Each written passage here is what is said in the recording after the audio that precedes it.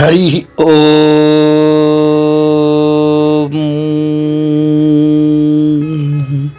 वसुदेवसुतं देवं कंसचाणूरमर्दनं देवकी परमानंदं कृष्णं वंदे जगद्गुरुं।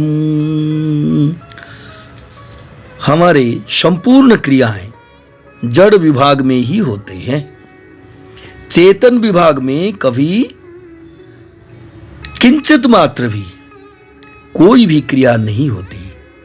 अहंकार से अंतःकरण मोहित होने के कारण अज्ञानी मैं करता हूं ऐसा मान लेता है।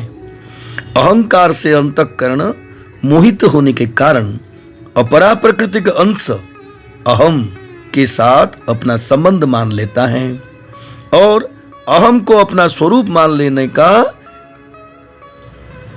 यही फल है कि हम अहंकार को ही मैं ही मान लेते हैं। इसी को ही तादात्म्य कहते हैं।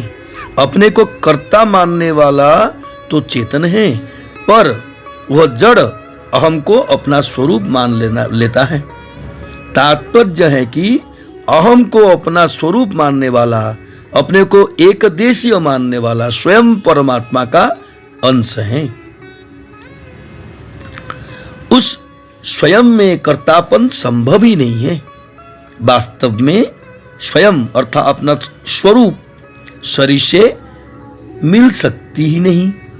शरीरस्थोपि कौन्तेय न करोति न लिप्यते। पर मनुष्य मिला हुआ मान लेता है। अहंकार विमूढ़ात्मा कर्ता हमीति मन्यते। वास्तव में तादात्म्य होता नहीं, तादात्म्य माना जाता है। तात्पर्य है कि स्वयं कर्ता बनता नहीं, केवल अविवेक पूर्वक अपने में कर्तापन की मान्यता कर लेता है। अपने को कर्ता मानते ही उस पर शास्त्रीय विधि निषेध लागू हो जाता है और उसको कर्मफल का भोक्ता बनना पड़ता है। अपने स्वरूप में कोई क्रिया नहीं होती। क्रिया वही होती जहां कुछ खाली जगह हो। सर्वथा ठोस स्वरूप में क्रिया कैसे हो सकती है? परंतु अपने को कर्ता मान लेने से वह प्रकृति की जिस क्रिया के साथ संबंध जोड़ता है, वह क्रिया उसके लिए फलजनक कर्म बन जाती है, जिसका फल उसको भोगना ही पड़ता है। कारण कि जो कर्ता होता है वही भोगता होता है। स्वरूप का कारक मात्र से सर्वदा संबंध विच्छेद है। इसीलिए स्वरूप में लेस मात्र भी कर्तृत्व नहीं होता है। कर्तृत्व का विभाग ही अलग होता है।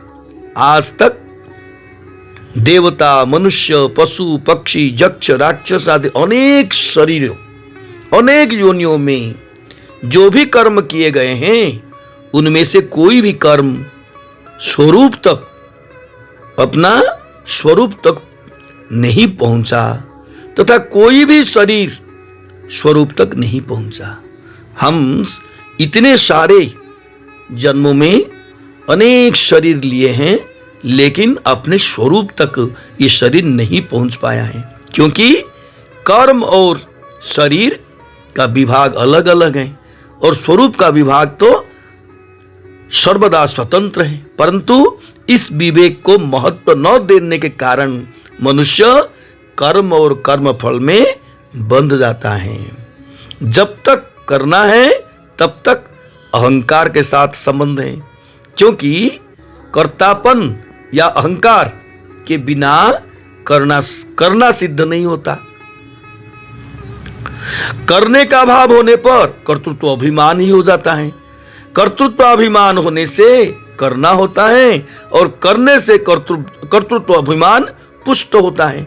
इसीलिए किए हुए साधन से साधक कभी अहंकार रहित तो हो ही नहीं सकता।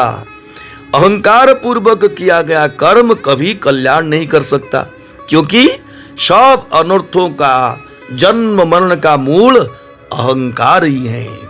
इसीलिए साधक को चाहिए कि वह क्रियाओं का महत्व न देकर अपने विवेक को महत्व देना चाहिए।